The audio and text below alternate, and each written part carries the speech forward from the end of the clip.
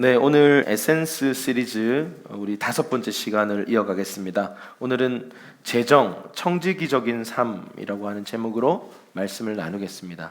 오늘 돈 얘기 좀 하겠습니다. 네, 돈이 나쁜 건 아닙니다. 그런데 돈을 둘러싼 수많은 일들, 수많은 어려움들, 수많은 유혹들, 수많은 시험들이 존재하는 것도 사실입니다. 그래서 오늘 여러분들과 함께 이 돈을 둘러싼 이야기들, 특별히 돈에 대해서 성경이 뭐라고 말씀하시는가에 대해서 오늘 여러분 나눠드린 주보와 또 앞에 조금 있다가 이제 띄워드릴 그런 자료들 같이 보면서 함께 말씀 나누겠습니다. 우리 먼저 마태복음 6장 24절 말씀 우리말 성경 버전으로 읽겠습니다. 마태복음 6장 24절 시작. 아무도 두 주인을 섬기지 못한다. 한쪽을 미워하고 다른 한쪽을 사랑하거나 한쪽을 중히 여기고 다른 한쪽을 무시할 것이다. 너희가 하나님과 재물을 함께 섬길 수 없다. 아멘. 하나님과 돈을 이렇게 유일하게 비교합니다. 그러니까 이게 하나님과 동급으로 이렇게 비교 대상은 세상에 존재하지 않습니다.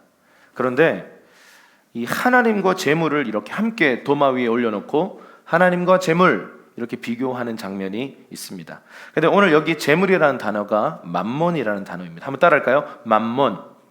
맘몬은 뭐냐면 이 성경 시대, 예수님 시대 때부터 모든 사람들이 이해하는 개념이었는데 어떤 거냐면 하늘에 있는 돈을 주관하는 신을 뜻합니다. 그러니까 다시 말해서 사탄의 여러 영역들 중에 그 악한 영들의 그 부서들 중에서 돈 부서를 맡고 있는 영들이라는 뜻이죠. 그러니까 이게 돈 자체가 악한 건 아닙니다. 돈 자체가 죄는 아니에요. 그런데 이 돈을 둘러싼 맘몬 신의 영향력 때문에 돈을 사랑하게 되고 돈을 두려워하게 되고 돈에 대한 각종 죄악들을 짓도록 만드는 게 사실 맘몬의 영, 맘몬 신이 하는 일이다라는 거죠. 그래서 여기서 주님께서 말씀하시기를 하나님과 맘몬을 겸하여 섬길 수 없다 이렇게 말씀하셨어요. 그러면 어마어마한 힘을 갖고 있는 존재가 맘몬이다라고 우리가 생각해 볼 수가 있습니다. 특별히 우리 맘몬의 영은요, 사람들을 묶는 대단한 기술들이 있는데 그냥 한마디로 여러분이 맘몬의 영향력 아래에 있는지 없는지를 진단해 볼 수 있는 키트가 있습니다. 이 질문이에요. 돈 때문에 뭔가를 할 수 있다라고 생각하는 사람이 있거나 돈 때문에 뭔가를 할 수 없다라고 생각한다면 당신은 맘몬의 영에 사로잡혀 있는 겁니다. 그러니까 이게 뭔 소리예요? 그거 당연한 거 아닌가요? 라고 생각한다면 당신은 너무 오랫동안 당연하게 맘몬의 영향력 아래에 있었던 거죠. 돈 때문에 돈이 있기 때문에 내가 그 일을 할 수 있습니다. 예를 들어 이런 거죠. 제가 벌어서 좀 모아놓은 이 돈이 있기 때문에 이번 단기 선교 갈 수 있습니다. 이게 맘몬의 영에 사로잡힌 사람이에요. 그럼 반대로 저 돈 없는데요, 티켓팅 비용 저 마련할 수 없는데요 라고 말하는 것도 맘몬의 영에 사로잡혀 있는 거예요. 왜요? 하나님이 공급하실 것에 대한 믿음이 전혀 없어요. 하나님이 주신 것을 가지고 내가 살겠다라고 하는 전제가 아예 없어요. 그래서 내가 모아야 되고 내가 모으지 못했기 때문에 내가 할 수 있고 할 수 없다 라고 생각하는 것입니다. 자, 맘몬의 영의 10가지 영향력을 좀 자세하게 뜯어보겠습니다.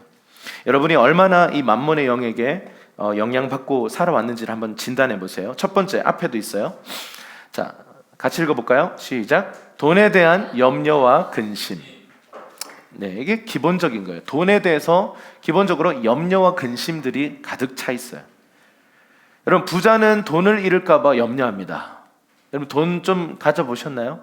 돈을 가지고 있으면 더 잃을까 봐 염려가 돼요. 더 벌어들이지 못하는 것에 대한 염려들이 생깁니다. 그런데 가난한 사람은 어떤 두려움이 있을까요? 돈이 모자랄 것에 대한 두려움이 있습니다. 그래서 이 돈에 대한 염려와 근심들이 가득 차 있다라는 거예요. 자, 두 번째, 시작. 돈을 잘못 관리하는 것. 자, 돈 관리. 여러분, 이렇게 말하는 분들 많아요. 돈이 어디로 갔는지 모르겠어요. 자, 이번 달 월급을 받았는데 분명히 적지 않은 월급을 받았는데 돈이 없어요 라고 말하는 분들을 제가 굉장히 많이 만났습니다. 돈을 관리를 잘 못하는 거예요. 그냥 주머니에 막 넣어놓고 그냥 즉흥적으로 막 쓰는 겁니다. 돈 관리가 안 되는 거죠. 자, 세 번째입니다. 읽어볼까요? 계속적인 재정적 결핍. 계속해서요, 내 삶에는 재정이 넘쳐난 적이 없어요. 계속해서 돈이 모자라는 상태예요. 돈이 충분한 적이 없었어요. 월급일이 남았는데 돈이 항상 부족해요. 네 번째입니다. 시작. 살 수 없다라고 하는 사고방식. 자, 이 말은 뭐냐면요, 나는 지금 돈이 없기 때문에, 심지어는요, 돈이 있는데도 나 저거 갖고 싶지만 살 수 없어 라고 생각하는 사고방식입니다. 여기서 이제 우리가 욕심과 어떤 하나님을 향한 믿음이 사실은 때로는요, 혼동될 때가 있어요. 내가 가진 어떤 지나치게 좀 가지고자 하는 욕심들이 주장될 때가 있고, 어떤 때는 내게 내 부르심에 필요한 것들이에요. 예를 들어서 이런 거죠. 순회 전도자인데 이동수단이 필요해요. 막 다른 도시에서 가서 막 복음 전해야 되는데 뭐 말을 타고 갈 수는 없고, 뭐 옛날에는 말이라도 필요하고, 뭐 지금은 차가 필요하지 않겠습니까? 그런데 하나님께 기도하는 거. 그런데 나는 돈이 항상 부족했던, 가난하게 살았기 때문에 나에게 차가 올 수는 없을, 나는 차를 소유할 수 없을 거야 라고 하는 믿음으로 살아가는 사람들이 꽤 많습니다. 제가 그랬어요. 저는요, 제 소유로 제 차, 집, 결혼이나 할 수 있을까 이런 생각이 있었습니다. 가난의 영에요, 저는 완전히 사로잡혀 있었어요. 저의 자랑이 뭐냐면요, 싸게 사기, 가성비, 이런 거, 가성비 중요하지 않고 일단 싸야 돼요. 그래서 싸면 나의 영광이야. 그래서 내가 이거 얼마짜리인 줄 아니? 이렇게 막 사람들한테 얘기해서 못 맞춰요. 뭐 한 2만 원 이렇게 얘기했는데 5천 원 이렇게 하면 사람들이 와 진짜 싸게 샀다. 그러면 그게 저의 영광이었어요. 근데 이게 가난의 사고방식이었던 거죠. 그러니까 항상 뭔가를 살 수 없대요. 할 수 없대요. 뭐 항상 할 수 없고 살 수 없고 나는 소유할 수 없대요. 왜? 나는 돈이 없으니까. 근데 심지어 요즘 좀 형편이 나쁘지 않은데도 살 수 없대요. 왜요? 사고방식은 여전히 바뀌지 않고 있어요. 가난의 사고방식이에요. 자, 다음입니다. 5번째, 충동적인 구매를 많이 하는 사람들. 딱 보자마자 그리고 사버려요. 그리고 후회하죠. 구매에 대한 욕구를 이길 능력 없어요. 여러분들 홈쇼핑 보지 마세요. 할렐루야. 근데 요즘 홈쇼핑 안 봐도 너무 많은 광고가 올라와요. 페이스북, 인스타그램에 갑자기 막 맛있겠다. 요즘 카톡도 하더만요. 농산물 뭐 이렇게 해가지고 엄청 먹고 싶더군요. 딱 보는 순간. 하여튼 그런 것들이 있어요. 6번째, 인색함이에요. 특별히 이제 11조나 헌금을 하면 내 삶의 필요를 채울 충분한 돈이 없을 것 같은 이 느낌적 느낌. 이게 속임이에요, 속임. 조금 이따 살펴보겠지만 이 인색하게 만들 사람을, 누군가를 이렇게 대접하고 이런 것도 못하게 만들고요. 하나님께 드리는 것은 뭐 상상도 못하죠. 7번째, 욕심이에요. 내가 뭔가 취하고 소유하겠다라고 하는 과도한 욕망들이 계속해서 올라와요. 8번째입니다. 불만족이. 이런 사람들은요, 가져도 불만족이 올라와요. 더 좋은 거, 더 좋은 거, 더 좋은 거예요. 여러분 잘 분별하셔야 돼요. 내가 지금 어떤 것을 하나님이 주셨는데 거기에 진심으로 감사하고 있고 진심으로 만족하고 있는가. 여러분 이 불만족은요, 또 반대로 이렇게 생각해 볼 수 있어요. 돈 없으면 없는 대로 사는 법을 배워야 돼요. 한 달에 10만 원으로 사는 법 가능합니다. 불가능해 보이지만 가능해요. 살아봐서 알아요. 한 달에 100만 원으로 사는 법, 만족할 수 있어야죠. 한 달에 300만 원이 들어왔어요. 그러면 그거 가지고 정말 만족하면서 사는 법을 배워야죠. 그러니까 사도 바울은요, 부한 데에도 처할 수 있고 가난한 데도 처할 수도 있었어요. 일체의 비결을 배웠대요. 그래서 자족하는 마음을 배웠대요. 스스로 만족할 수 있는 마음들요. 이거 욕심을 계속 부추기는 이 욕심을 따라서 더 좋은 거, 더 많이, 이게 아니라 그냥 만족하는 겁니다. 9번째, 빚의 멍이에요. 이게 굉장히 우리 삶에 우리를 옥죄는 부분이죠. 이 빚을 지게 만들어서 이 사실 여러분 개인의 빚 뒤에는요, 만몬의 영들이 사람을 묶습니다. 여러분 빚져 보셨나요? 독촉 받아 보셨어요? 사람을 말려요. 빚쟁이한테 혹시 쫓겨 보셨나요? 여러분, 그 빚을 짓는 것은요, 단순히 그냥 돈을 갚아야 되는 대상이 있는 게 아니라, 여러분, 그 빚, 개인의 빚 뒤에는요, 악한 영들이 계속해서 압박하고 조여오는 거예요. 이거 영적인 부분까지 포함이 돼버립니다. 마지막 10번째입니다. 돈에 대한 과장과 돈이 가진 힘에 대한 과대평가. 이게 물질 만능주의. 지금 우리가 살아가고 있는 이 시대가요, 물질 만능주의의 끝판왕이에요. 돈이면 다 된다예요. 돈에 대해서 너무 가치 부여를 하는 거죠. 자, 성경이 이 돈에 대해서 이렇게 설명하고 있어요. 너희가 직장 생활하면서 돈 벌어야 하는 이유, 이거 돈에 대해서 너무 의미 부여하지 맙시다. 자, 읽어볼게요. 시작. 도적질하는 자는 다시 도적질하지 말고 돌이켜 빈궁한 자에게 구제할 것이 있기 위하여 내 손으로 수고하여 선한 일을. 아멘. 무슨 말이에요? 돈 벌어야 되는 이유가 어디에 있어요? 베푸는 삶에 있다고요. 가난한 자들을 돕기 위해서 돈 벌어라, 이 말입니다. 그러니까 돈에 대해서 너무 그렇게 집착할 이유가 없어요. 하나님 나라의 관점에서 보면 네가 직장 생활을 하면서 돈을 많이 벌어야 되는 이유는 도움이 필요한 사람들에게 흘려보내기 위함이지, 그걸 축적하고 그걸 가지고 지나치게 의미 부여해가지고 물질 만능주의적인 이 세대를 따라가라고 너희 직장 생활 하라고 한 거 아니다.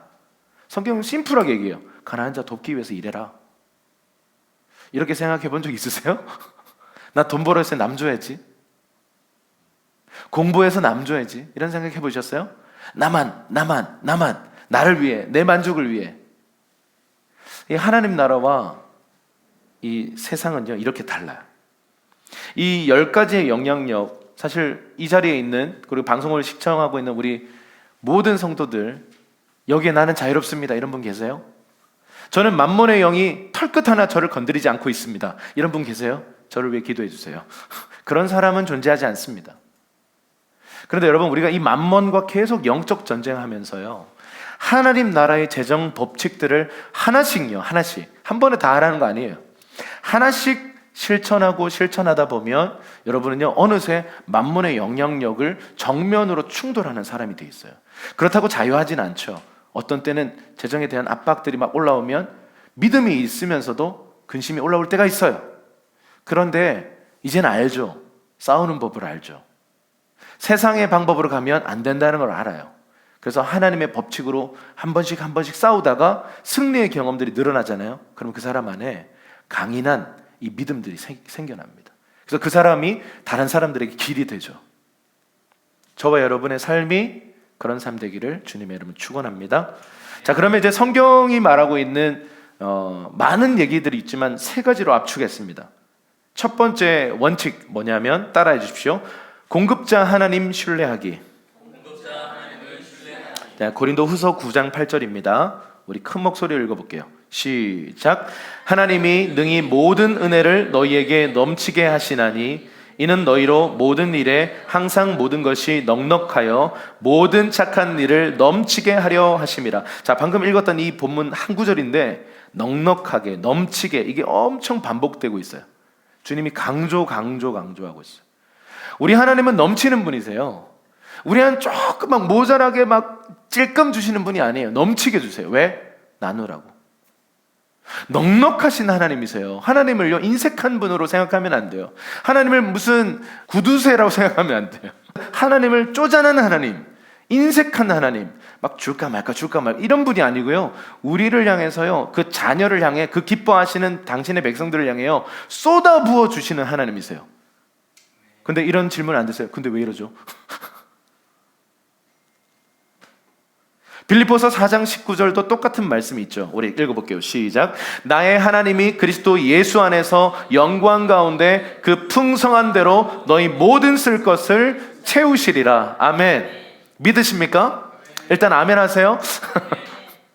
여러분, 주님이 우리의 모든 쓸 것을 채우시겠다라고 약속해 놓으셨어요. 여러분, 이것은요, 그냥 문자 그대로 다른 해석이 존재할 수 없어요. 하나님은 우리의 모든 필요를 아시고 우리의 모든 쓸 것을 어떻게 하시겠다? 공급하시겠다. 우리 하나님은 어떤 분이세요? 나의 재정을 채우시는 분이세요. 여러분, 우리가 지금 시장 경제 체제, 약간 조금 비꼬아서 자본주의 라고 하는 세상을 살고 있어요. 돈으로 모든 게 다 되는 사회예요. 물질 만능주의. 그리고 만몬신이 이 세계를 주관하고 우리를 향해 외쳐대요. 돈 없으면 넌 죽어. 이거 얼마나 두려운 외침입니까? 근데 거기에다가 하나님이 나의 쓸 것을 공급하신다. 이 메시지가 여러분 와닿나요? 솔직하게 얘기해보세요. 반응해보세요. 와닿나요? 자, 우리 지금 우리 모두 이 자리에 있는 우리 모두 제가 알기로는 뭔가 넘쳐나는 분은 안 계신 걸로 알고 있어요. 이거 돈이 너무 많아서 어떡하지? 만수르처럼요. 그냥 경제가 힘드니까 돈이나 뿌려야겠다. 그러면서 차 타고 가면서 돈 막 뿌리는 그 정도로 돈이 남아도는 분 안 계시죠? 네. 이 돈 어떻게 쓰지? 이 고민. 최근에 저희가 구제사역을 하면서요, 하나님이 정말 상상 이상으로 저희에게 재정들을 보내주셔서 이거 어떻게 쓰지? 사실 고민했는데 행복한 고민이었죠. 약 1,000만 원가량을 저희가 흘려보냈으니까 지금도 좀 남아있죠. 그죠? 또 들어왔어요. 그래서 또 이제 흘려보낼 고민을 가져야 되는데, 여러분 이 돈 흘려보내는 것도 굉장히 이번에 깨달았어요. 힘든 일이에요. 와, 이거 막 보낼 수도 없는 거고 하나님 주신 거 잘 보내야 되잖아요. 그러니까 잘 보내고 믿음으로 뭔가 잘 따라가 보니까요, 하나님이 그것에 대해서 막 하늘의 기쁨을 막 주시는 거예요. 그리고 더 많은 것들을 막 맡기시는 거예요. 그래서 여러분, 우리가 하나님이 우리 재정을 축복하실 때 아까 전에 돈에 대한 의미부여 할 필요 없다고요. 왜 많이 주실까요? 많이 흘려보내라고, 많이 심어 놓으라고, 많이 도움이 필요한 자들에게 적재적소에 성령의 음성을 듣고 흘려보내라고 주시는 거지, 그 돈 가지고 막 멋있는 척하고 막 이 세상 가치를 따라서 막 잘난 척하고 그렇게 하라고 주시는 게 절대 아닙니다. 여러분, 이 돈, 우리 하나님은요, 여러분 지금 우리의 느낌과 상황과 우리 현실 세계에서 내가 경험했는 것 다 떠나서요, 팩트만 얘기합시다. 성경이 말하고 있는 진리만 얘기할게요. 우리 하나님은 공급자이십니다. 근데 넘치도록 채우시는 분이십니다. 아멘? 일단 아멘으로 수납하셨습니까? 자, 그러면 이제 지금부터 어떻게 해야 되는지를 하나하나 좀 살펴보십시다. 그 밑에 보면 항상 여러분 신앙생활은 영과 진리로 나가야 돼요. 자, 방금 우리가 지식적인 어떤 진리의 영역을 봤어요. 그러면 꼭 이 영적인 영역들에 대해서도 우리는 경험해야 돼요. 추구해야 돼요. 이게 바로 은혜예요. 은혜. 자, 고린도후서 9장 8절 그 표 안에 있습니다. 한번 읽어볼게요. 시작. 하나님이 능히 모든 은혜를 너희에게 넘치게 하시나니 이는 너희로 모든 일에 항상 모든 것이 넉넉하여 모든 착한 일을 넘치게 하려 하심이라. 자, 오늘 이 말씀이 여기 보면 모든 은혜를 너희에게 넘치게 주셨다 그랬는데, 이 은혜에 포함되는 게 어떤 개념일까요? 모든 은총, 호의라고 하는 것은 은총이죠. 땅 위의 축복, 다시 말하면 이 재정적인 축복이 포함된 모든 은혜를 우리에게 어떻게 주셨다고요? 넘치게 주셨다고요. 자, 이게 주님의 약속이에요.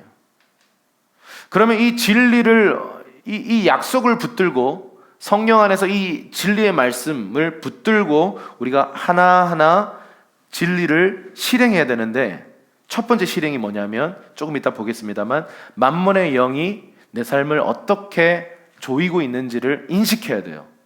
그리고 두 번째, 끊어야 돼요. 근데 이게 굉장히 쉽지 않습니다. 여러분, 하나님의 재정 법칙을 따를 것인가, 만몬이 이 세상 속에 깔아놓은 우리에게 익숙한 재정 법칙을 따를 것인가, 이걸 선택해야 돼요. 예수를 따를 것인가, 만몬을 따를 것인가. 선택하시는 오늘의 되기를 주님의 이름으로 축원합니다. 작년 2월에 제가 예배 학교 하면서 거의 비슷한 설교를 한번 했었어요.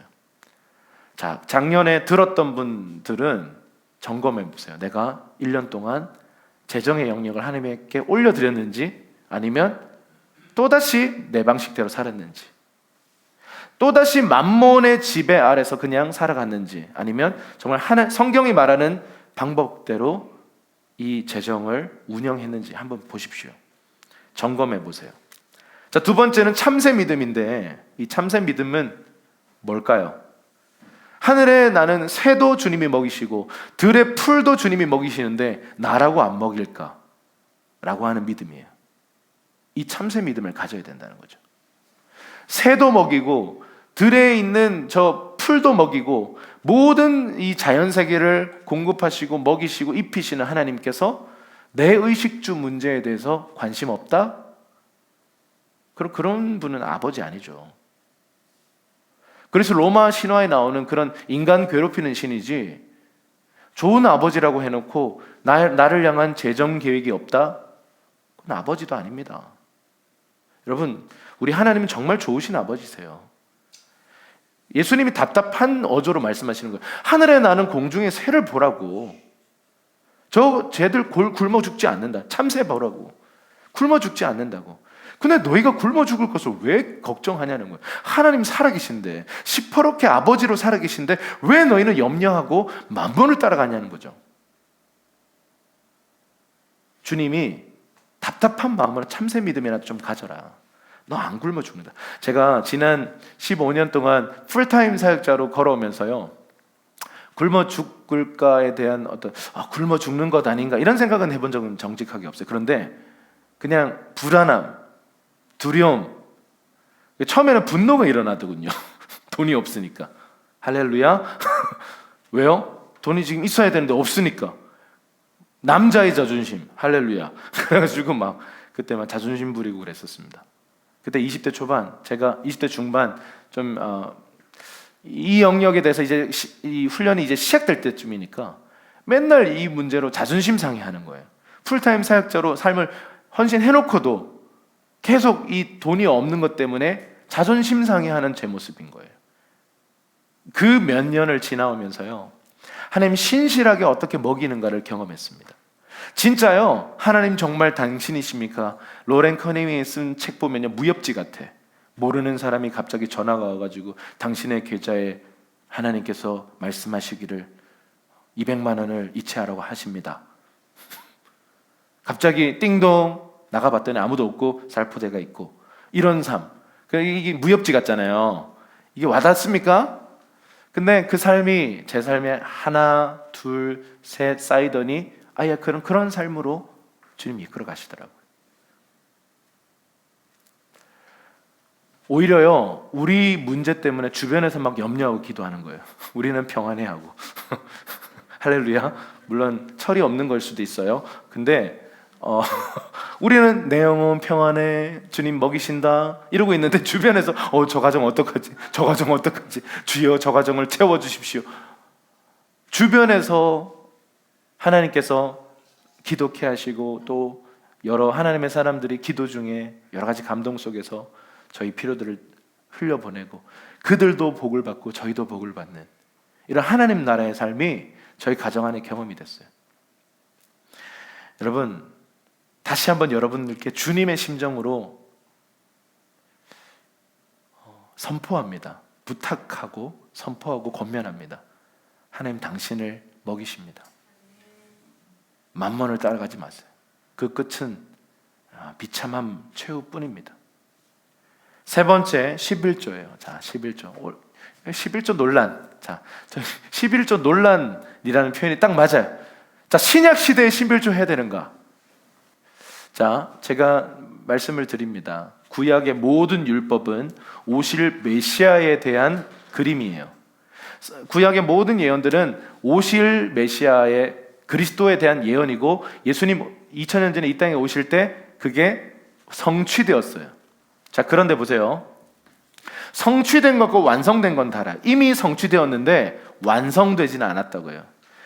그 사이에 우리가 있어요. 자, 그러면 재정의 영역이 주님의 것입니다 라고 하는 구약시대의 선언이 10의 1을 주님께 드리고 또 뭐 감사 예물을 드리든 뭐 고아 과부들을 먹이든 좀 이따 살펴보겠지만 뭐 그렇게 하나님께 심는 것 플러스 11조를 아주 율법적으로 강조했어요. 근데 자, 신약 시대가 됐어요. 근데 갑자기 우린 다 자유해요. 이 모든 율법으로부터 우리는 이제 자유하게 되었어요. 그런데 우리가 간과하는 게 있어요. 이제 신약 시대가 되면요, 우리 모든 게 다 주님의 것이에요. 주님이 우리 생명과 우리 소유, 우리 존재를요, 예수님의 피값을 치르고 사셨어요. 자, 그러면 신약적 관점은 이런 겁니다. 여러분의 전 재산을 주님께 드려야 돼요. 신약 시대는요, 오히려 우리 전부를 드려야 된다라고 말해요. 그런데 왜 우리가 11조를 이 신약 시대에도 여전히 드리고 있는가? 구약의 영적 원리를요, 우리가 적용하는 것 뿐입니다. 10의 1을 드리는 것, 첫 열매를 드리는 것을 하나님이 하나의 법칙으로 만들어 놓으셨어요. 첫 열매를 드리는 사람은 전체를 드리는 사람이다. 내가 전부가 주님의 것이지만 10의 1을 주님께 드릴 수 있는 사람은 내 전부를 드릴 수 있는 사람이다. 이게 11조의 의미예요. 그 구약에 있는 그 영적 의미를요, 우리가 지금 이 신약 시대에 살아가는 우리의 영적 생활 안에 적용하고 그 방식에 동의해서 믿음으로 드리는 겁니다. 구약의 율법을 따라서 이렇게 말하면요, 여기에 많은 논란들이 일어나죠. 우리는 자유 하나, 이 자유를 가지고 내 재정을 전부를 주님께 드리는 것이 마땅하지만 구약에 주님 보여주신 그 그림대로 10의 1을 드립니다. 가난한 자들을 위해서 흘려보냅니다. 주님의 나라에 심습니다. 선교사님들을 위해 흘려보냅니다. 여러분, 이렇게 흘려보내는 것입니다. 네 번째, 하나님의 청지기가 되는 것이에요. 여러분, 우리가 재정의 주인이 아니라 청지기입니다. 이거를 잊어버리면 큰 코 다쳐요. 하나님 내게 이렇게 맡겨주신 거예요. 이거 내 거라고 착각하는 순간 교만해지고 자기 의에 빠지고 내 맘대로 써요. 저는 그 재정의 영역에 하나님의 통치를 받는 분들을 좀 알고 있습니다. 제 주변에 그런 분들이 좀 있습니다. 돈이 많은 분이에요. 그런데 자기 돈을요, 자기 마음대로 못 쓰더라고요. 하나님과 약속하고 하나님 앞에서 내가 예산을 짜는 거예요. 근데 지금 너무 내가 사고 싶은 옷이 눈에 보이는데 이번 달 예산 끝났어요. 근데 돈이 없는 게 아니에요. 잉여가 있어요. 그런데 그건 다른 용도로 쓰기로 하나님과 약속이 있기 때문에 너무 사고 싶은 옷이 있는데 나 지금 사실 이분 부자인데 못 사는 거예요. 저 그렇게 사는 분을 봐요. 왜냐하면 이 돈이 내 게 아니라고 정말 믿기 때문에 그래요. 내 거라고 믿는 사람은 뭐 당연히 사죠. 내가 원하는 거 다 사죠. 이 재정이 내 것이 아니라 내게 맡겨진 하나님의 것이다. 여러분, 이게 위탁관리자예요. 위탁관리자. 한번 저를 따라서 이 진리를 한번 선포할까요? 나는 재정의 주인이 아니다. 나는 하나님의 청지기이다. 아멘. 네. 다섯 번째, 원을 닫기입니다. 한번 따라합시다. 원을 닫기. 자, 이게 뭐냐면 예산을 세우라는 거예요. 여러분, 한 달에 예산이 얼마입니까? 여러분 가정에 최소한의 예산을 이렇게 만들어내는 거예요. 근데 원을 닫는다는 것은요, 그 그림 한번 좀 보여주실래요? 그 원을 닫는다는 의미는 이겁니다. 자, 우리 삶에 주님이 재정을 공급하실 때 먹을 양식과 심을 씨를 같이 주신다는 거죠. 자, 먹을 양식은 뭐예요? 내가 먹고 사는 그냥 기본적인 생활비예요. 심을 씨는 뭐예요? 내가 흘려보내야 될 재정들이에요. 여러분, 딱 이것만 기억하시면 돼요. 이것만 기억하시면 돼요. 하나님이 내게 주시는 이 재정, 내게 들어오는 재정에는요, 내가 먹고 사는 것 플러스 잉여를 흘려보내도록 주신다. 그런데 여러분, 내 삶 안에 계속 메마르고 계속 어려움이 생기는 건 뭐냐면 이 원을요, 닫지 않고 계속 확장시켜요. 그러면 어떻게 돼요? 내 수입보다 더 많이 쓰게 되죠. 그러면 신용카드도 쓰게 되고 누구에게 빚을 지기도 하고 1금융권 쓰던 사람이 힘들어지면 어떻게 돼요? 2금융권 가고 2금융권 쓰던 사람이 힘들어지면 어떻게 돼요? 3금융권 가죠. 그 나중에 사채 쓰죠. 그러면서 왜 인생이 그냥 정말 힘들어지잖아요. 많은 분들이 열린 원, 내 수준에 맞지 않게 계속 욕심을 부려서 사다가 잉여들도 없고 그냥 이 원이요, 계속 커지는 거예요. 카드 돌려막기 이런 거 있잖아요. 어떤 분은 그렇게 얘기하더군요. 주님 오실 때까지 돌려막겠습니다 이러면서 계속 돌려막기. 주님 오실 때까지 카드를 돌려막겠대. 그게 만몬신을 따른다는 것을 모르니까 그렇게 생각하는 거죠. 여러분, 빚에 대해서 우리가 사실 여러 생각을 할 수 있지만, 자, 이 빚지는 것은요, 모든 빚지는 것에 대해서 사실 성경은 기본적으로 말합니다. 빚지지 말라.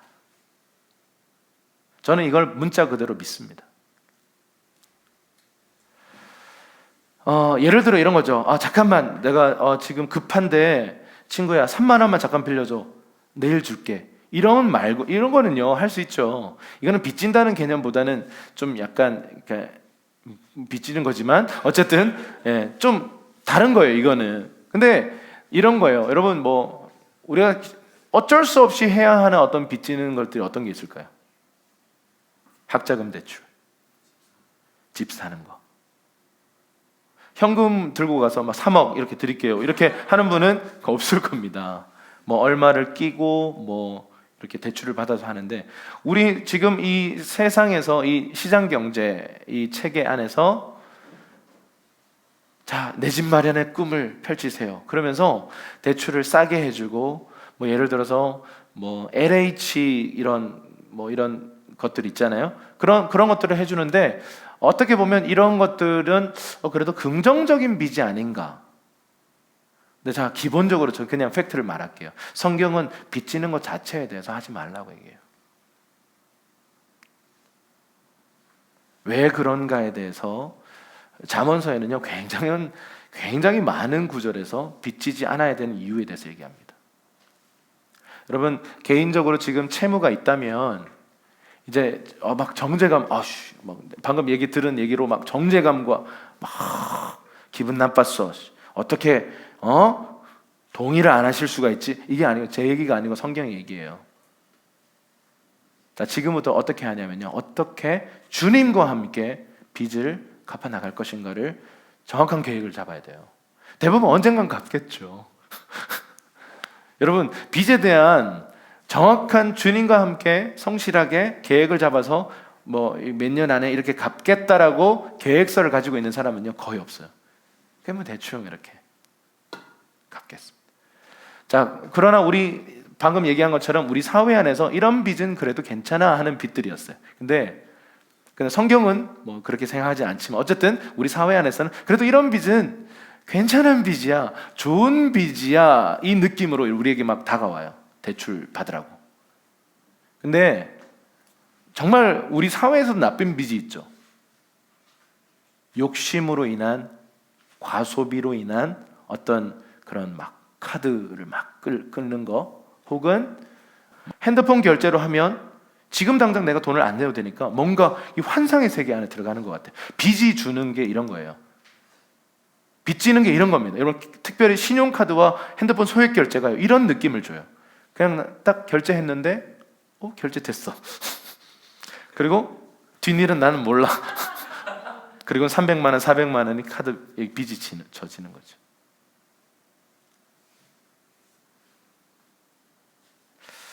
여러분, 이 빚을 해결해 나가야 합니다. 그러려면 먼저, 자, 앞을 보세요. 먼저 해야 되는 일이 뭐예요? 원을 닫아야 되는데 이거예요. 한번 보세요. 이게 닫아야 돼. 열린 원에서 닫힌 원으로 원을 닫아야 돼요. 얼마면 충분한가? 이런 거 있잖아요. 얼마면 돼? 이런 거. 여러분, 아내한테 가가지고 탁 벽에 손 찝으면서 우리 얼마면 돼? 물어보세요. 우리 가정 정말 생활비, 딱 순수 생활비는 얼마면 되는지. 그러면 여러분, 우리가 얼마를 저축해야 되는지, 얼마를 가난한 자를 도와야 되는지, 얼마를 헌금을 해야 되는지, 얼마를 예를 들어 선교사님을 도와야 하는지, 이런 것들에 대한 계획이 설 수 있어요. 근데 이게 안 닫혀 있잖아요. 계속 모자라는 것 같아. 원을 닫아야 사실은 여러분 빚을 해결할 수 있어요. 원을 닫아야 여러분의 재정을 하나님 앞에 신실하게 올려드릴 수가 있습니다. 청지기적 삶의 첫 번째 시작, 여러분의 원을 닫으셔야 합니다. 자꾸 욕심으로 늘여놓으면 안 됩니다. 이 정도 정직하게, 자 월세 혹은 뭐 자동차세 이런 거 다 포함해서 한 달에 뭐 100만 원이면 100만 원, 순수 생활비는 100만 원. 뭐 2인 가족이면 사실 더 적을 수도 있어요. 뭐 50만 원 잡았어요. 그러면 나머지는 계획적으로 사용해 가는 것입니다. 7번째, 재정의 내시가 되는 것. 이게 뭔가 좀 이렇게 표현이 그렇긴 한데요. 주님을 위해서 과잉을 관리하라는 거죠. 이 재정의 영역에 있어서 내가 왕이 아니라 내시인 거예요. 주님이 왕이시고 옆에서 나는 신하로서 서 있는 거예요. 그래서 과잉에 대해서, 여기 잉여에 대해서 이제 관리해 가는 것입니다. 그런 면에서 여러분, 가계부 작성, 자 작년에 2월에 가계부 작성에 대해서 여러분들에게 나눴는데 하고 계신가요? 자 지금 제가 우리 집에 재정 관리하고 있습니다. 혼자 사는 사람은 어쩔 수 없이 손들어야 되겠지만 재정 관리 제가 합니다. 손들어 보세요. 네. 가계부 쓰고 있나요?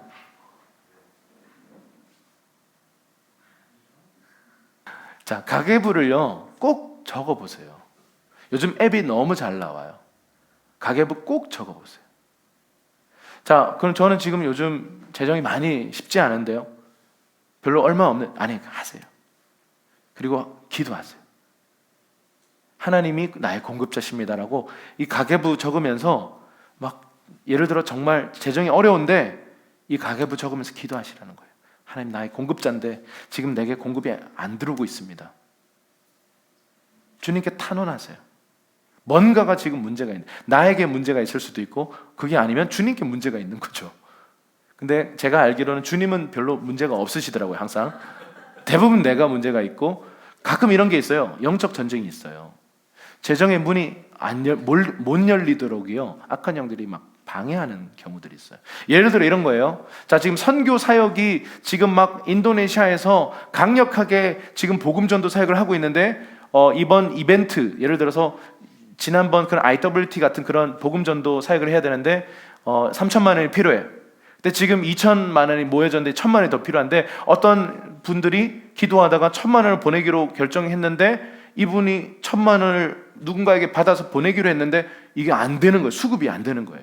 빨리 보내드려야 되는데 뭐 그 사람이 갑자기 안 주게 되고 막 그 과정에 막 꼬이게 되고 이런 것들이 생기면서 계속해서 이 재정적인 이 선교 헌금을 하는 것을 방해하는 일들이 여러분 우리 실제로 많이 일어나요. 이건 뭘까요? 악한 영들이요 중간에서 이 공급을 차단하는 거예요. 방해하는 거예요. 그래서 막 기도하고 막 빡세게 기도하니까 이게 돌파가 일어나면서 재정을 보낼 수 있게 되는, 여러분 이런 일들이 있습니다. 그래서 여러분 가계부 쓰면서 기도하셔야 돼요. 제 안에 지금 만몬을 따라가는 정말 하나님의 공급자 되심을 믿지 못하는 영역이 있습니까? 라고 기도해야 되고요. 또 하나는 하나님이 나에게 공급하셨는데 오는 과정에서 악한 영들이 막고 있다면 예수의 이름을 대적하셔야 돼요. 그래서 재정의 공급이 열리도록 기도할 필요가 있습니다. 두 번째, 우리 한번 읽어볼게요. 염려를 버리고 우선순위를 세우기. 자, 마태복음 6장 31절 33절입니다. 큰 목소리로 읽을게요. 시작. 그러므로 무엇을 먹을까, 무엇을 마실까, 무엇을 입을까 걱정하지 말라. 이 모든 것은 이방 사람들이나 추구하는 것이다. 하늘에 계신 너희 아버지께서는 너희에게 이런 것이 필요하다는 것을 아신다.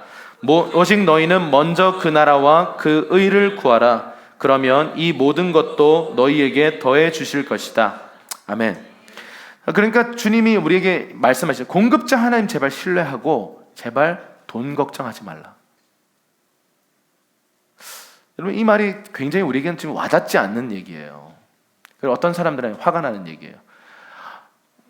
내 상황을 아시기나 하세요? 라고 화가 날 수 있는 그런 본문입니다. 주님은요 우리에게 제발 공중에 나는 새를 봐, 들의 백합화를 봐. 자, 이 자연 만물이 하나님의 공급으로 다 돌아가. 그런데 하나님의 자녀가 된 제발 돈 걱정하지 마. 하나님이 채우실 거야. 그러니까 이렇게 하래요. 33절 다시 읽어볼게요. 시작.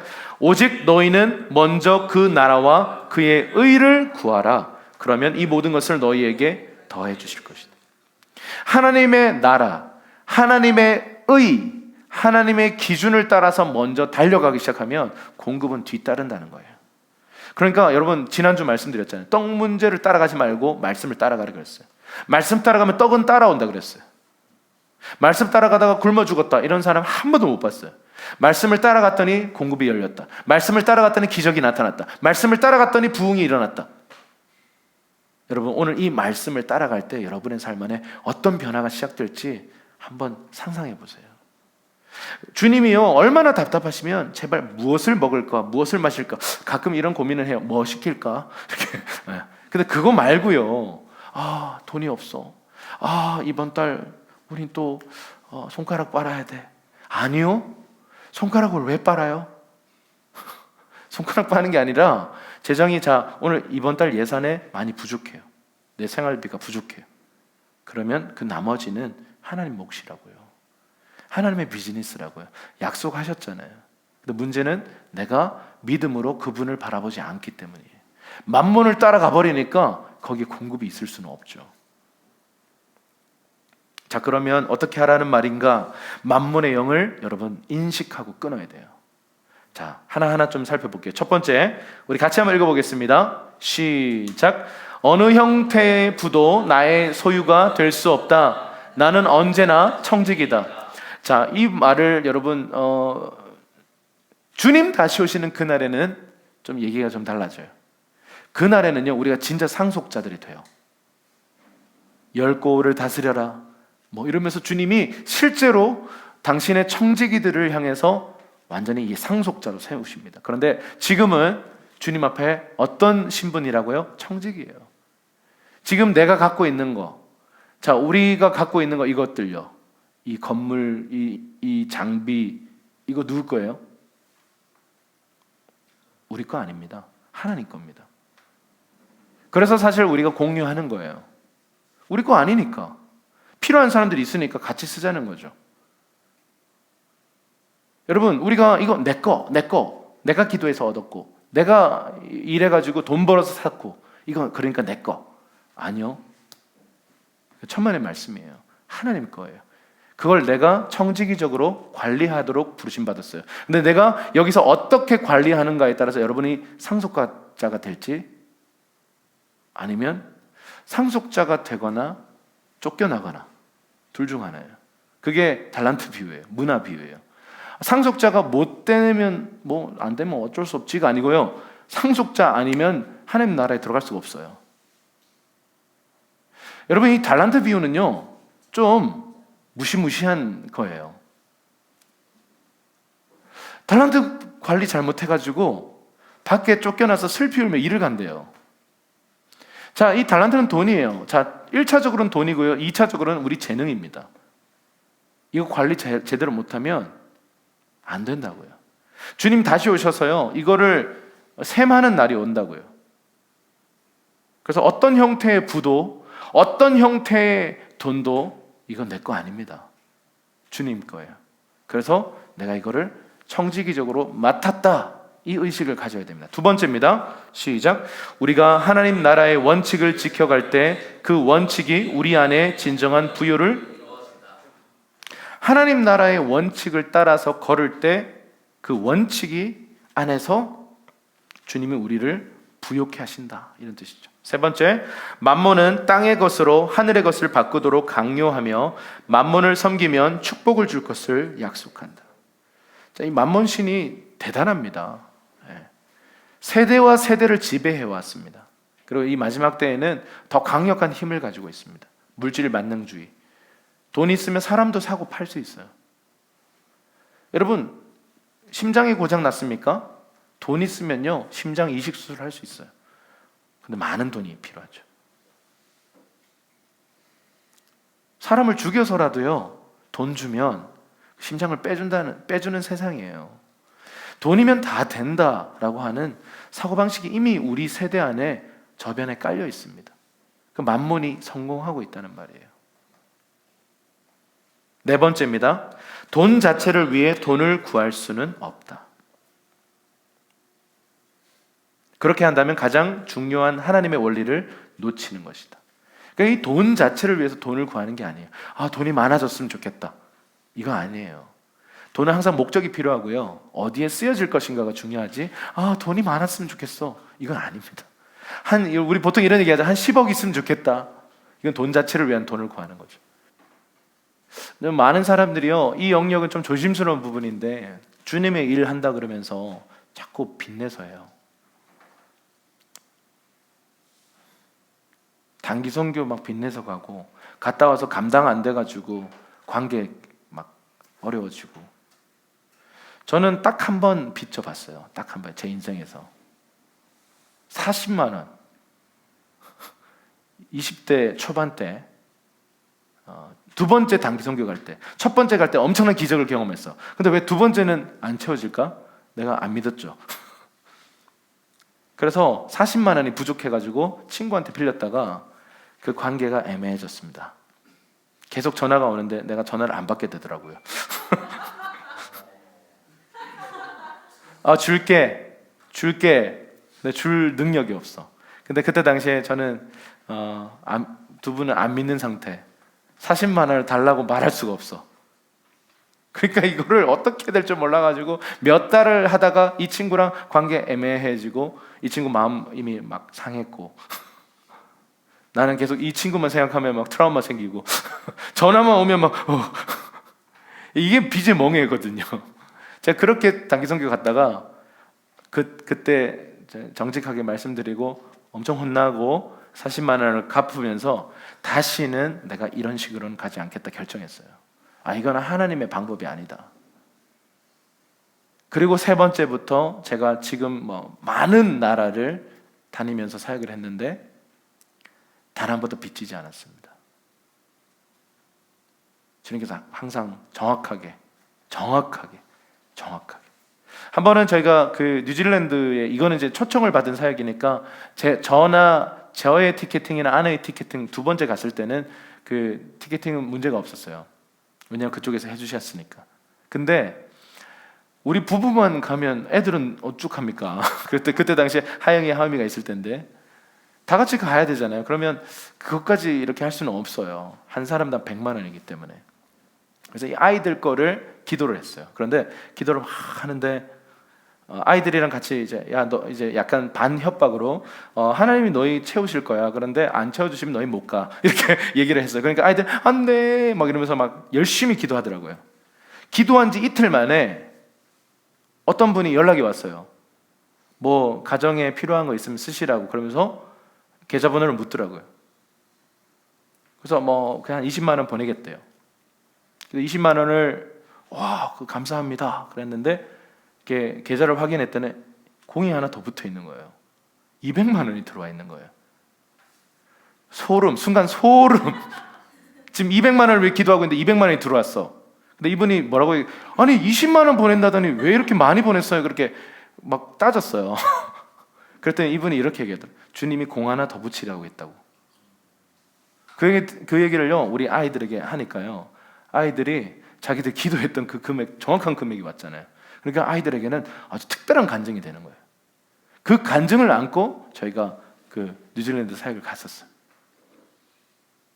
근데 가족끼리 갔기 때문에 물론 저 이렇게 열심히 사역도 했지만 끝나고 이 주최 측에서 배려해 주셔가지고요 3박 4일 정도를 가족 여행을 이렇게 시켜주셨어요. 막 가이드 다 해주시고. 그러니까 우리 가족에게는 굉장히 회복의 시간이어서, 그때 사실 저희가 좀 힘든 때였거든요. 여러 가지 지쳐있던 때였는데 하나님이 그렇게 위로해 주시더라고요. 여러분, 하나님이 이렇게 일하시는 분이세요. 우리가 자꾸 제안해요. 난 돈 없으니까 난 여행 갈 수 없어. 난 돈 없으니까 이건 할 수 없어. 난 돈 없으니까 이건 여러분 아니에요. 하나님 우리에게 좋은 것을 주고 싶어서 안달나신 분이세요. 내가 자꾸 만문을 따라가니까 주실 수가 없는 거예요. 여러분 오늘 결단하십시다. 근데 쉽지는 않으실 거예요. 저도 힘들었어요. 만문을 안 따라가면 어떡할 건가? 하나님 따라가야 되는데 하나님 따라가면 너무 힘들잖아요. 믿음 사용해야 되고 따라가다가 시험 들고 막 화나고 그래요. 그런데 여러분 계속 따라가 보세요. 길이 나요. 엄청난 간증들이 쏟아집니다. 5번 할 차례죠. 네, 5번. 청지기는 맡은 일에 게으르지 않고 잘 관리해야 하며 주인이 되려 한다면 문제가 생길 것이다. 네, 같은 거죠. 게으르면 안 돼요. 청지기들은 열심히 일해야 합니다. 그냥 막 이렇게 게으르게 막 널브러져 있으면요, 그건 청지기가 아닙니다. 여러분에게 뭐 작은 평수라도 하나님이 집을 주셨습니까? 깨끗하게 청소하고 관리해야 합니다. 여러분에게 어떤 작은 재정을 주셨습니까? 잘 관리하셔야 돼요. 부족한 이거 재정 주셔놓고 무슨 생색이야? 이게 아니고요. 그 작은 일에 충성하는 자에게 큰 일을 맡기세요. 여러분, 이거 정말 중요한 부분. 6번째, 당신의 재정으로 하나님을 섬기지 않고 하나님 나라를 구한다고 절대로 말하지 말라. 돈 쓰지 않으면서 그 일을 위해서 내가 뭔가를 하고 있다 말하지 마세요. 내 돈이 들어가야 진짜 마음이 들어가는 거예요.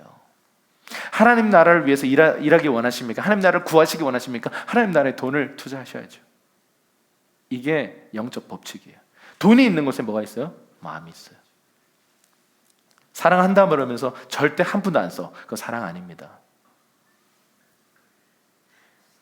6번째, 당신의 재정으로 7번째, 하나님은 우리가 돈을 사랑하는 것에 대한 유일한 해결책이시다.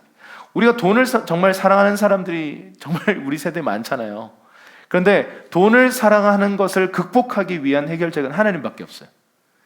만몬을 돌파할 수 있는 유일한 길은 하나님밖에 없어요. 이 세상에 다른 어떤 것으로 돈을 돌파한다? 아니요, 이거 불가능해요. 하나님만이 해결책이십니다. 자, 마지막 8번째, 헌금을 할 때 더 큰 재정의 공급을 바라는 마음으로 헌금을 하지 말라는 거예요. 자, 이번에 하니까 지금 많이 주세요? 이렇게 하지 말라는 거예요. 하나님이 이미 우리에게 좋은 거 주시는 분이세요. 자, 이렇게 하니까 딜 합시다, 주님.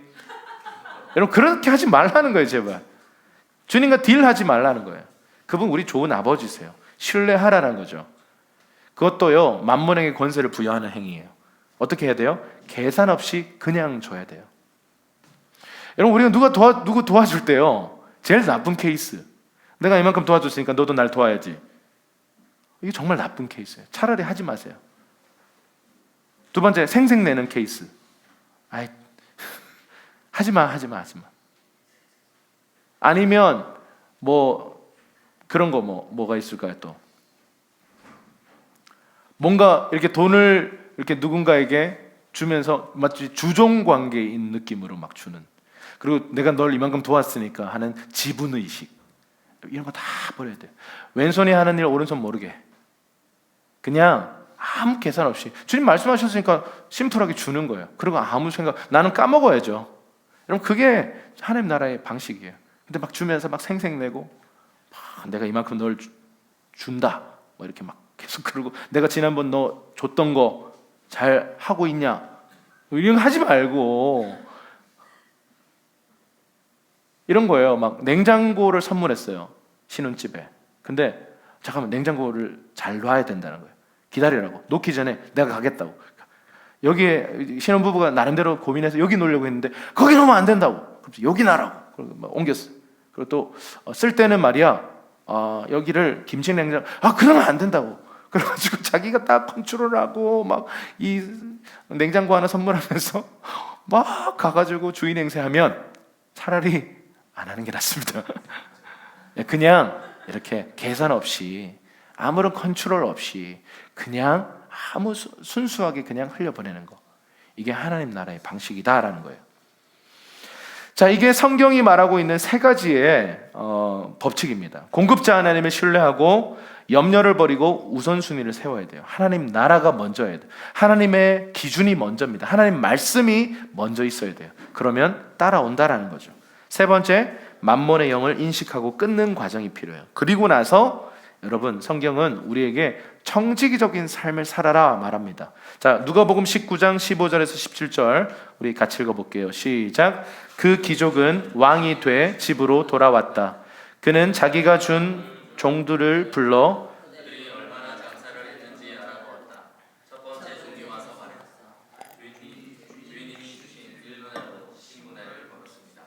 그 주인이 대답했다. 잘했다 내 착한 종아. 내가 작은 일에 충성했으니 10개의 마을을 다스리는 권세를 주겠다. 여러분, 우리에게 맡겨주신 이 문화, 여기 누가복음에는 문화라고 나오고 마태복음에는 달란트라고 나오는데요, 이게 큰 돈이에요. 여러분, 하나님께서 상속자 훈련을 시키는데요, 그 훈련의 이름은 청지기 훈련이에요. 내가 맡긴 것을 가지고 잘 성실하게 관리하는가를 보는 거예요. 그리고 나서 주인이 다시 왔을 때 얼마나 이윤을 남겼는가를 셈하는 날이 있다는 거죠. 심판의 날이 있다는 거예요. 자, 여러분, 우리 자녀도요, 내 거 아닙니다. 자녀도 주님의 것이에요. 내 소유 물질, 내 시간, 내 생명까지도 다 주님의 것인데 이거를 어떻게 관리했느냐에 대해서 주님이 물으시는 날이 온다는 거예요. 잘 관리해서, 여러분, 1문화 가지고 10문화를 남긴 사람이 있어요. 와, 이거 대단한 비즈니스맨이죠. 적은 능력을 가지고 충성했더니 많은 열매가 맺혀요. 여러분, 저는 능력 많은 사람보다 자기 안에 있는 적은 능력을 가지고 성실하게 주님을 따라갔을 때 그 삶 안에 막 100배의 결실이 막 맺혀지는, 하나님이 기뻐하시는 삶이 이거라고 저는 확신합니다.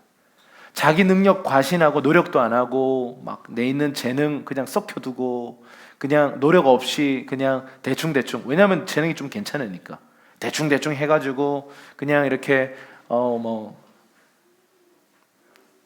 게으름을 빙자한, 그 자기 안에 있는 이 은사를 그냥 묻어두는 행위, 그것이요 하나님 앞에서 마지막 날에 심판받는 일이라는 거예요. 제가 늘 얘기하는 거 있잖아요. 이 음대 가거나 이 음악 공부하는 이쪽에 가보면 이 열등감이 얼마나 많은지. 왜요? 잘하는 사람이 많으니까. 나는 거기에 비해 너무 못한다고 느껴요. 그러면 재능이 없는 겁니까? 아니요, 재능이 있는 거예요. 나보다 더 탁월한 재능이 있을 뿐이에요. 그럼 내 재능을 가지고 이 삶을 살면 되잖아요. 근데 왜 비교해가지고 저 사람보다 내가 못하니까 난 그만둬야지. 여러분, 이건 바보 중에 바보예요. 세상에서도 그런 삶은 바보 같은 삶이에요.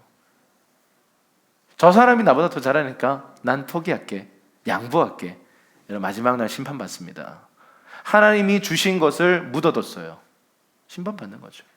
누구 마음대로. 내 거라고 생각하니까 버려버려요. 내 거라고 생각하니까 난 하찮게 여기고 묻어버려요. 그런데 주님의 것이고 이것은 나는 청지기이니까 이걸 성실하게 잘 관리해야 되겠다고 느낀 사람들은 이걸 적은 한 문화를 가지고 10문화를 남겼어요. 이런 사람들이 하나님 나라에서는요, 대접받아요, 보상받아요, 칭찬받아요. 여러분에게 있는 거 불평하지 말고 다른 사람 비교하지 말고요, 적은 능력을 가지고 충성해 보세요. 많은 열매가 맺힙니다. 그게 하나님 나라예요. 하나님 나라에는요, 역전이 있어요. 반전 드라마가 바로 하나님 나라의 그냥 일상입니다.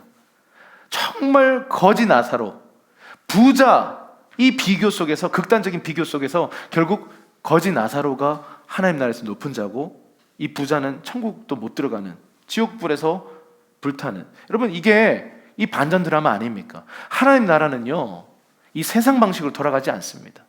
적은 능력을 가지고 있지만, 여러분, 닉 부이치치에게 무슨 능력이 있습니까? 팔다리도 없는데 자살하려고 얼마나 많은 생각을 했겠어요. 비슷한 몸을 가진 그런 우리 하나님의 사람들 알잖아요. 자살 시도도 많이 하고. 여러분, 닉 부이치치가 이게 팔 2개가 없고 다리도 없고 발가락 몇 개 있잖아요. 그런데 지금 전 세계 사람들을 일으키잖아요. 전 세계 막 우울증 환자들을요 치유시키잖아요. 왜? 그 적은 능력을 가지고 주님의 주인 되심을 바라보고 적은 능력을 개발하니까요. 책이 나오고 강연이 나오고 그 사람 자체가 메시지가 되어서요, 그냥 닉 부이치치를 보면서 그냥 하나님 나라를 경험하는 겁니다. 비교하지 맙시다. 비교하면서 내 것을 하찮게 여기지 마십시다. 작은 능력을 가지고 주님을 따라가 보세요. 100배의 결실이 일어날 줄로 믿습니다.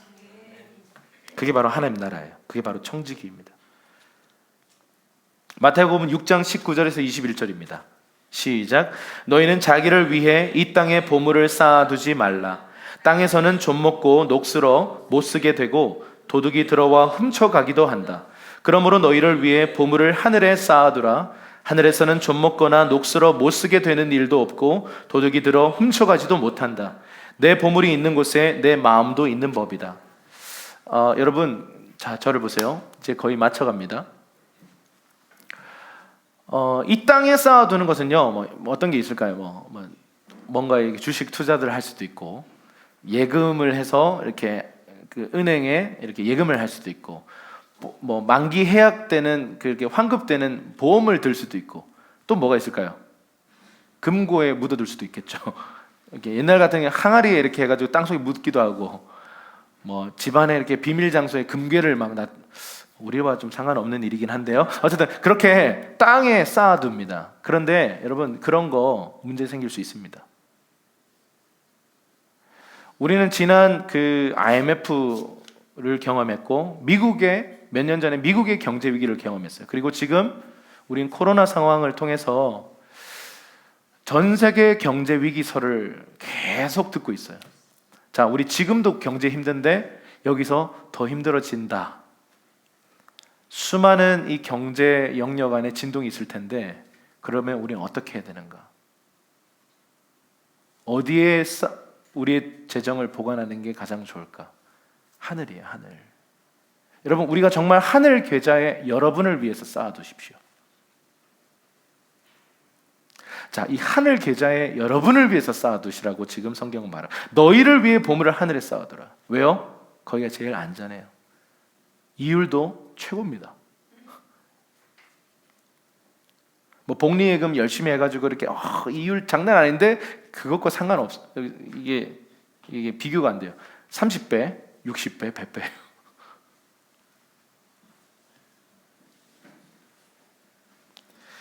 여러분, 21절 말씀이 정말 중요한 말씀입니다. 네 보물이 있는 곳에 네 마음이 있다. 네 돈을 쌓아두는 곳에 네 마음이 있다. 여러분, 우리의 마음을 어디에 두시겠습니까? 만몬이 아니라 하나님께 둔다면 하나님께 재정을 심으셔야 합니다. 자, 하나님께 재정을 심는 법 조금 이따 보겠습니다만 헌금도 있고요. 또 여러분이 아는 선교사님에게 흘려보낼 수도 있고, 어떤 경우는 플로잉 할 수도 있고. 근데 잠언서는 이런 얘기를 해요. 가난한 자들을 돕는 것이 굉장히 중요하다고 얘기해요. 자, 한번 읽어볼게요. 시작. 가난한 사람을 불쌍히 여기는 사람은 여호와께 빌려 드리는 것이니 그가 한 일에 대해 그분이 갚아 주실 것이다. 가난한 자를 구제하는 자는 궁핍하지 아니하려니와 못 본 채 하는 자에게는 저주가 크리라. 여러분 주변에 가난한 자가 내 눈에 보인다. 그러면 뭘까요? 도우라는 거예요. 그런데 여러분, 가난한 자를 돕는 게 어떤 거라고요? 하나님께 돈 빌려드리는 거래요. 이거 되게 좀 불경건한 성경 아닙니까 이거? 모든 게 하나님의 것인데 무슨 하나님께 빌려드려요. 여러분, 이 정도로 하나님의 마음이 이래요. 제발 가난한 자를 봐라. 자, 보세요. 그 뒤에 어떤 말씀이죠? 가난한 자 보고 나서 못 본 채 하는 것은 뭐예요? 저주받을 일이라고요. 저주가 임할 것이다라고 주님 선언하셨어요. 여러분, 가난한 자들이 왜 우리 주변에 있습니까? 내게 왜 잉여가 있습니까? 생활비보다 왜 더 많은 돈들이 들어와요? 그들을 도우라는 거예요. 그러니까 우리가 이 세상 사람들이 욕심 때문에 그렇게 살지 않으니까 어떻게 돼요? 가난한 자들이 굶어 죽는 겁니다. 아까 말씀드렸어요. 우리가 돈 벌어야 되는 이유는 여기 있습니다. 가난한 자들 돕기 위해, 도움이 필요한 자들 흘려보내기 위해, 레위인과 고아와 과부와 이방 나그네들을 먹이기 위해서 일해야 되는 거예요. 돈 자체가 아무 가치 없어요. 무슨 의미가 있습니까? 돈 이만큼 쌓아놓고 다음날 죽어요. 평생을요, 돈 모으기 위해서 이렇게 애를 써서 이만큼 모았어. 그리고 다음날 내 생명을 거두리라. 우리 이 이야기 알고 있잖아요. 그 무슨 의미가 있어요? 그 돈이 죽을 때 막 싸들고 갑니까? 여러분, 하나님께 심는 거, 하늘 계좌에다가 이체하는 거, 이게 굉장히 중요한 삶입니다. 그게 바로 만몬이 아니라 공급자 하나님을 따라가는 법이에요. 자, 그래서 마지막으로 결론적으로 이 그림을 여러분께 좀 보여드릴게요. 하늘 계좌에 어떻게 이렇게 입금하고 출금하는가. 자, ATM기가 뭐죠? 이게 뭐 카드 같은 거 넣고 돈 빼는 그런 거잖아요. 입출금하는 거예요. 자, 재정감독은 예수님이에요. 하늘 계좌가 있고 ATM기가 있어요. 다음, 자, 입금은 이런 거예요. 각종 헌금, 헌물, 플로잉, 구제, 뭐 더 있을까요? 뭐 더 있을 수 있습니다. 하여튼 입금하는 거예요. 내 소유를 심는 겁니다. 자, 그러면 출금은 어떻게 하죠? 믿음을 사용하세요.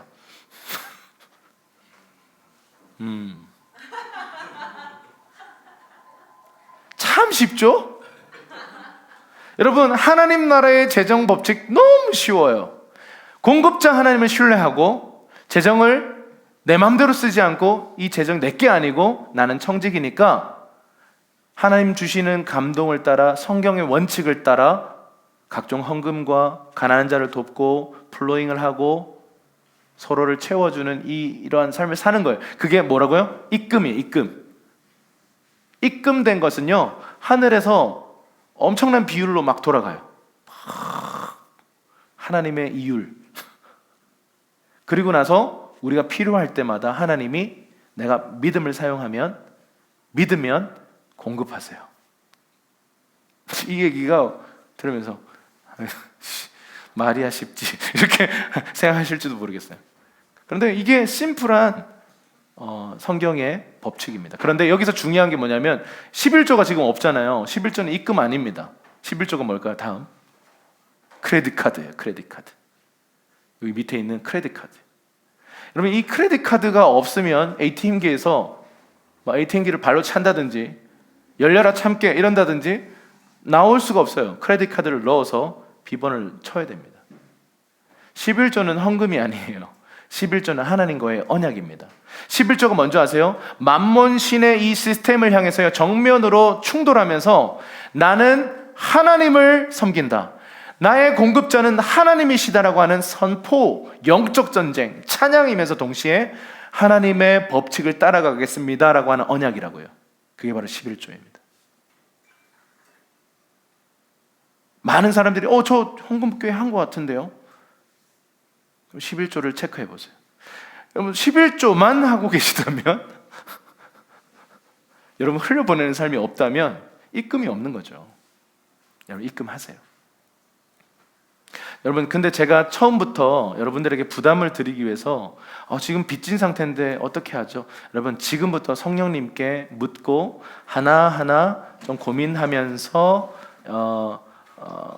따라가야 된다라는 거죠. 그래서 주님이 가지고 계신 재정 계획을 여쭤보고 주님과 함께 하나하나 실행해 갈 때, 하나하나 믿고 순종해 나갈 때 우리의 삶 안에 만몬의 영향력이 끊어지고 하나님의 나라의 재정의 열매들이 맺히게 될 것입니다. 아멘이십니까? 그래서 여러분, 우리의 삶이 그렇게 변해가는 것을 제가 여러분들과 앞으로 1년, 2년을 지켜보고 싶어요. 저 매년 이 재정 설교할 겁니다. 필요하다면 재정 훈련 학교까지 열 생각입니다. 왜냐하면요, 이 재정을 어떻게 사용하는가가 우리의 믿음이 어떤가를 결정짓기 때문입니다. 일단 기도합시다.